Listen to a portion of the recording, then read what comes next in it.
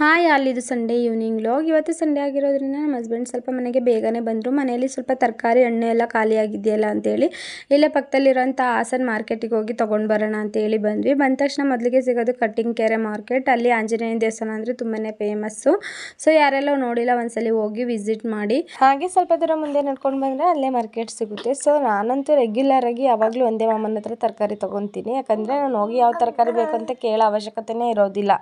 So ಅವರೇ ಎಲ್ಲ ತರಕಾರಿಗಳನ್ನ ಕೊಟ್ಬಿಡ್ತಾರೆ. ಸೊ ಹಾಗಾಗಿ ನಾನು ಒಂದೇ ಮಾಮನ ಹತ್ರ ತಗೊಂಡು ಮಾರ್ಕೆಟಿಂದ ಹೊರಗಡೆ ಬಂದ್ವಿ. ಸೊ ಇಲ್ಲಿ ಯಾವುದೋ ಒಂದು ಮೆಡಿಕಲ್ ಇತ್ತು. ಅಲ್ಲಿ ಹೋಗಿ ನನಗೆ ಸ್ವಲ್ಪ ಕ್ರೀಮ್ ಖಾಲಿ ಆಗಿತ್ತು. ನನಗೆ ಕ್ರೀಮು, ಪಾಪುಂಗೆ ಸೋಪ್ ತೊಗೋಬೇಕಾಗಿತ್ತು. ಸೊ ಅದನ್ನು ಕೂಡ ಅಲ್ಲೇ ತೊಗೊಂಡು ಅದಾದ ನಂತರ ಸ್ವಲ್ಪ ಅಲ್ಲೇ ಪಾನಿಪುರಿ ಅಂಗಡಿ ಇತ್ತು. ಪಾನಿಪುರಿ ಎಲ್ಲ ತಿನ್ಕೊಂಡು ಮನೆಗೆ ಹೊರಟ್ವಿ. ಇಲ್ಲೇ ಹಾಸನಮ್ಮನ ಟೆಂಪಲ್ ಇತ್ತು. ಸೊ ಹೊರಗಡೆನೇ ಕೈ ಮುಕ್ಕೊಂಡ್ವಿ, ಒಳಗಡೆ ಹೋಗೋಕ್ಕಾಗಿಲ್ಲ. ಅದಾದ ನಂತರ ಇಲ್ಲಿ ಸ್ವಲ್ಪ ಬೈಪಾಸಲ್ಲೇ ಹಣ್ಣುಗಳೆಲ್ಲ ತಗೊಂಡು ಸೊ ಇವಾಗ ಮನೆಗೆ ಹೊರಟ್ವಿ. ಸೊ ಇವತ್ತಿನ ಈವ್ನಿಂಗ್ ವ್ಲಾಗ್ ಈ ಥರ ಇತ್ತು. ಇಷ್ಟ ಆಯಿತು ಅನ್ಕೊಂಡು